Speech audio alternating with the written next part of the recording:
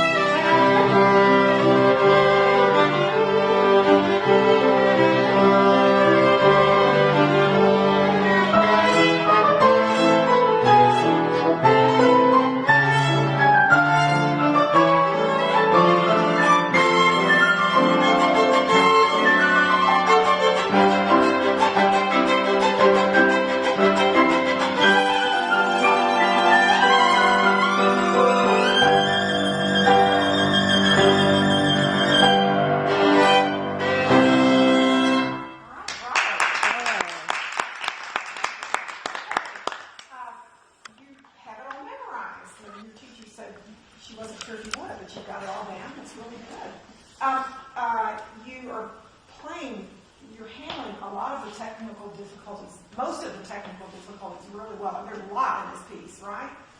This is a virtuoso piece written at a student level.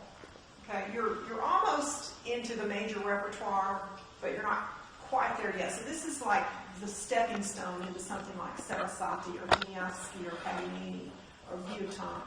Do you know what a virtuoso is? It's a show-off, right? It's someone, a virtuoso is someone who has honed his skills to a very high level. Okay? And it could be, it could be a Magic Johnson, or it could be a Ryan Lochte, or, those guys are virtuosi also, because they're so good that we watch them and they just blow us away, or whoever whatever your favorite sports star is. Okay? So you have to really you have to be a little more showy with it than you are. It's also the kind of music that we can kind of mess around with a little bit. It doesn't have to be perfect like Bach or Mozart or Beethoven. We can have some fun with it. I want to start at the end of the piece because your teacher mentioned that place. Can I hear you play by yourself first? You know what I mean. It's this killer fingered octave in first position from C to C.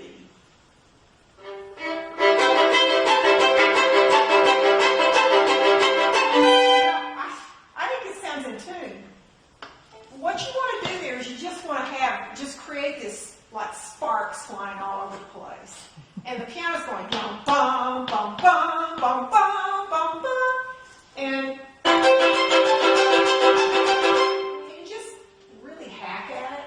your bow stroke is good. I call this the floppy fish bow stroke. Because it feels like a fish out of water, that's flopping back and forth because it's floppy. Can you just really get down and dirty with it? Let's see what it sounds like.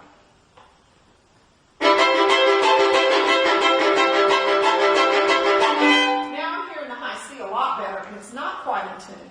Okay, so let's work on that a little bit. So would you play, if we took this chord and put it on one string, do you know what it would look like? Okay, so we're going to put it on one string, but first we're going to do it without the extension. So you're going to play D, C, D, in the blue finger pattern. Let me get these out, because for me this is really helpful. And by the way, this all comes from a real advanced pedagogy book called The Art of Practicing the Violin. The idea of putting a really difficult chord on the one string. So you're going to play that blue pattern first. Play that for me. Okay. Now, we're going to extend that fourth finger up a half step. So it's going to be this turquoise now. Keeping everything anchored. Okay, keep everything anchored.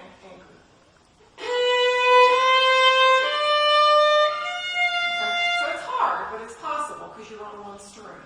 Okay, you don't want to have to hold it there all day because it's a really big stretch. All right, now put your first finger on the D string and put the rest of it on the A. Good. Now move. So now you're going D string, A string.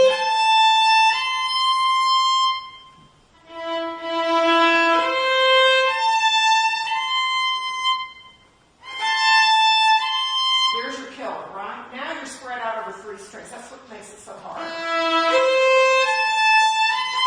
And what I do there is I actually do this a little bit. I'm not supposed to do that. We're never supposed to do that when we play the violin, but when you've got a killer chord like this, you do whatever you have to do. So I collapse my wrist, which gives my fourth finger a little bit more length. So try collapsing in a little bit.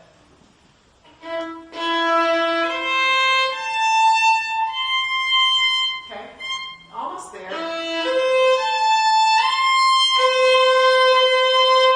Now let's see how the C octave sounds. Collapse. Yeah, it's not quite there. So if you'll work on that some. And then the good thing about this is that you don't have to use the third finger. It doesn't have to be down in that chord, so that's good.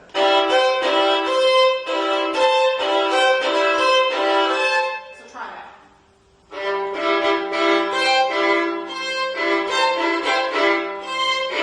Okay, and I think that's acceptable. It's not perfectly in tune, but you're going to really hack away at it, and the piano's young, bum, bum, bum, and it's the big ending of the piece, and just go with it.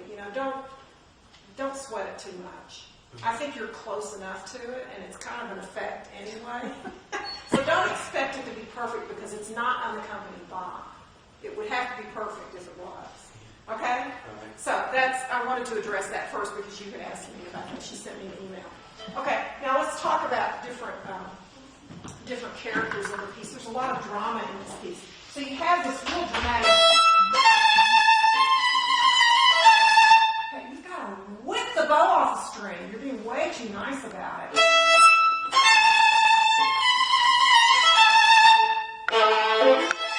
Okay, bye. Okay?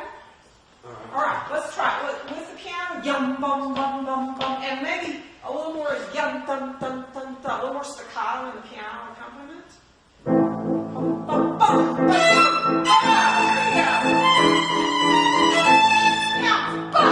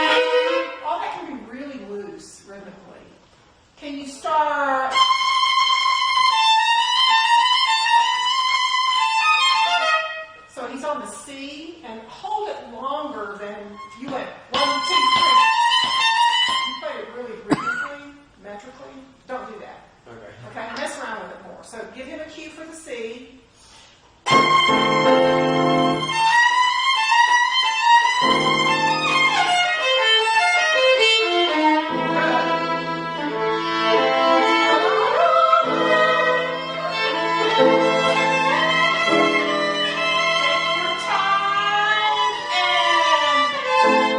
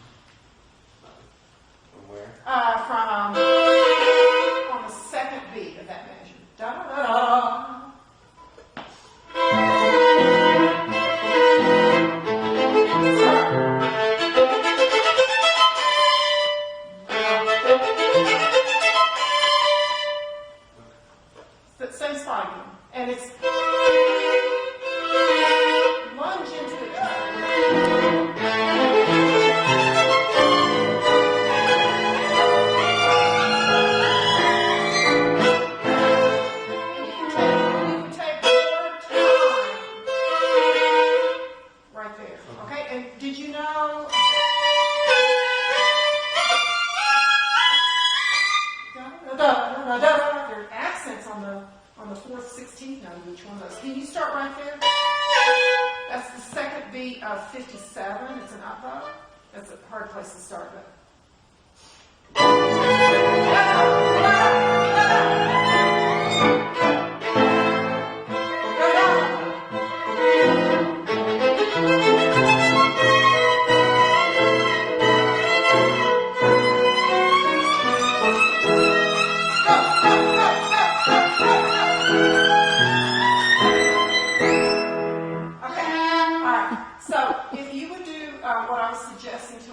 Take these double stops, which is what these are.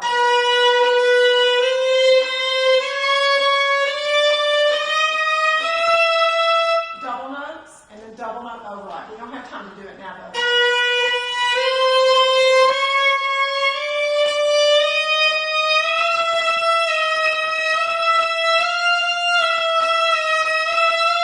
And on up. And you know, of course, that octave is shrinking as you go up the finger, right? And then do the same thing. You did this very well.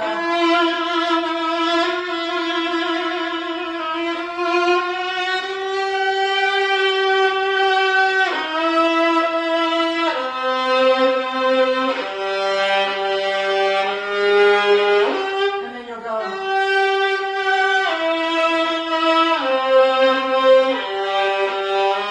And you're playing those octaves really well in tune, but you're not vibrating on them, and you sound like you're scared to death of them, with good reason. And I do a little thing here where I cheat a little bit. First of all, I like the trill starting from above. Because I'm already on the E. Do you hear what I did?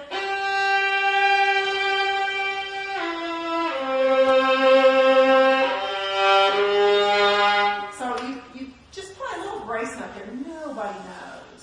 All right. Okay, it's kind of fun to do it that way, and it helps you get into that octave smoothly. And so I would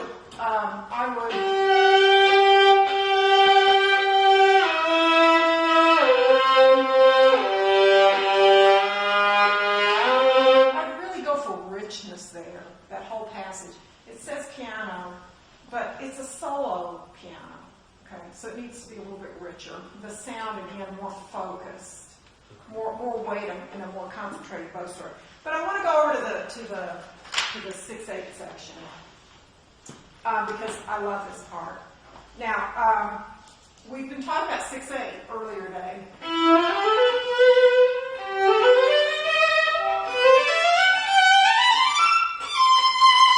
So it's got to have some swing to it. This isn't sway like the Romance. This is a real swing, okay?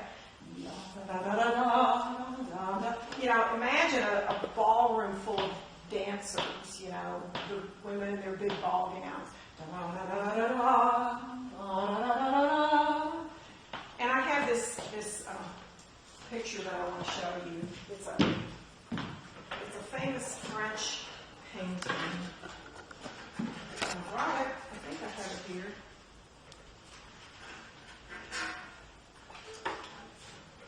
It's called The Swing. Where did it go?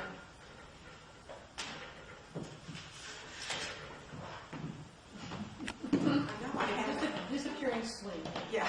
Okay, can you start there on the second beat? He's going to start on the second beat of the C major. Yum, da da da da da, bum, ba da da da da. Well, I look for the swing. I have it. Oh, here it is. Now, okay, so I want you to look at this. This is, of course, much earlier. Fragonard.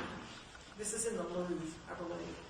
Okay, so here's this girl in this billowing pink dress. You could probably pull it up online. She has this billowing pink dress on, and she's in this huge rope swing, and there's all this foliage around here, all this color, okay?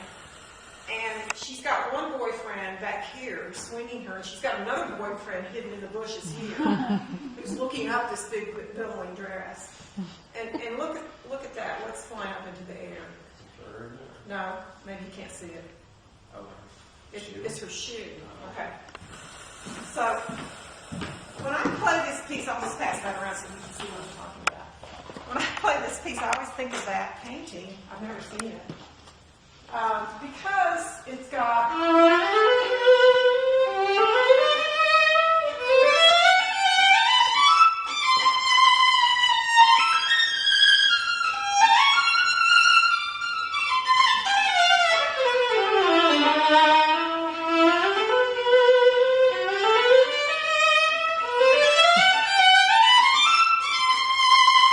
here goes her shoe. Here goes the other one.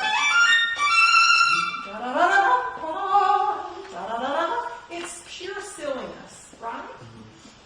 That's what it needs more of. It needs more of that silliness. And what's going to give you that is the swing that you're going to give it physically and with the bow.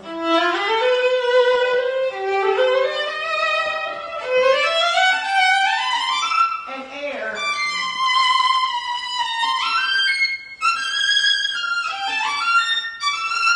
You're going.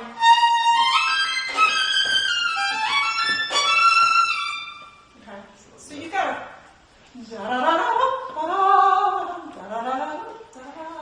So can you start on the second beat of this section of 6/8?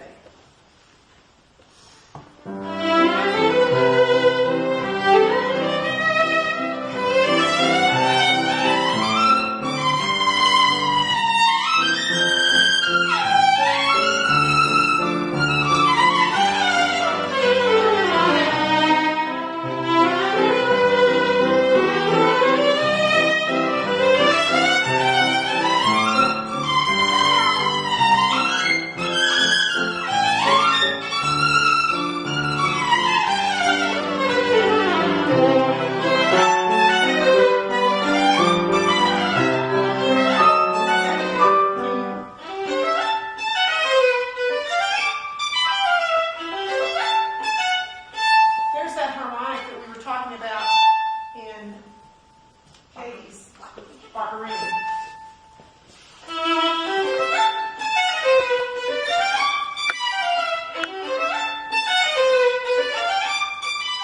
And here, if you would save the bow.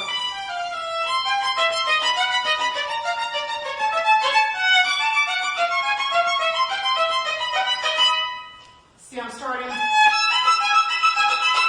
on the string, a little rubato, and then coming off the string. See, all those little things make it more virtuosic. Can you begin, and remember you're going to lift the bow off on that harmonic. That's measure 106.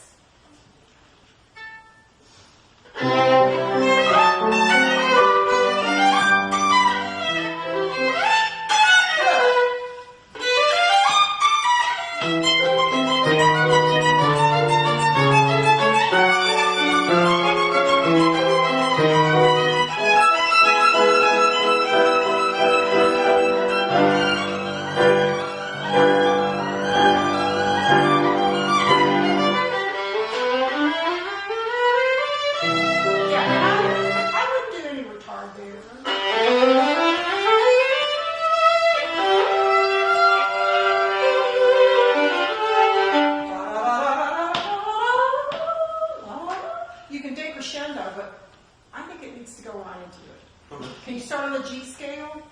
Or it's not exactly a G scale, it starts on D.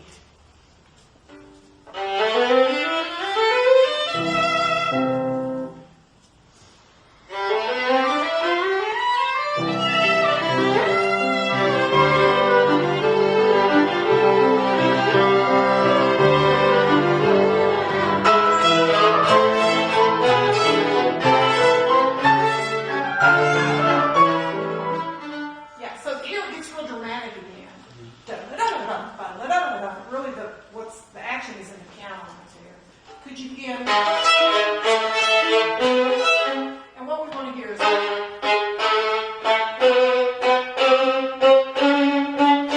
bass line moving up chromatically. Can you start right on that?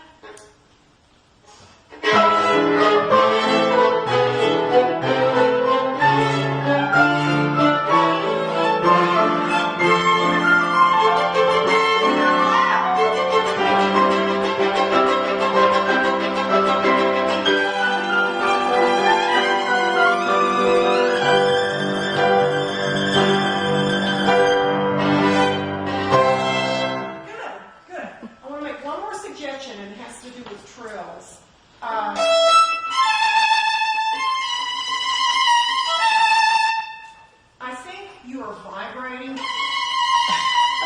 when you trill? Okay, so vibrato is this motion. It's the rocking of the finger. Vibrato is this motion. It's really hammering of the upper finger. When you mix the two together, it gets all right. You know? Yeah.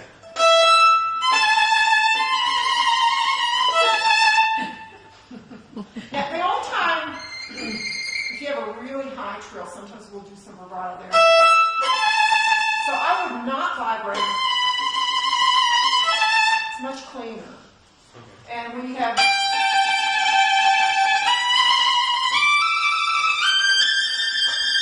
See, when...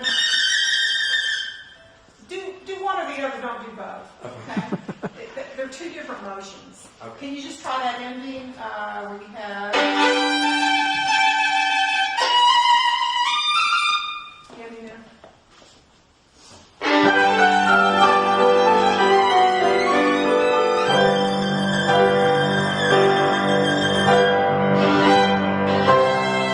Yeah, and bayam, bayam.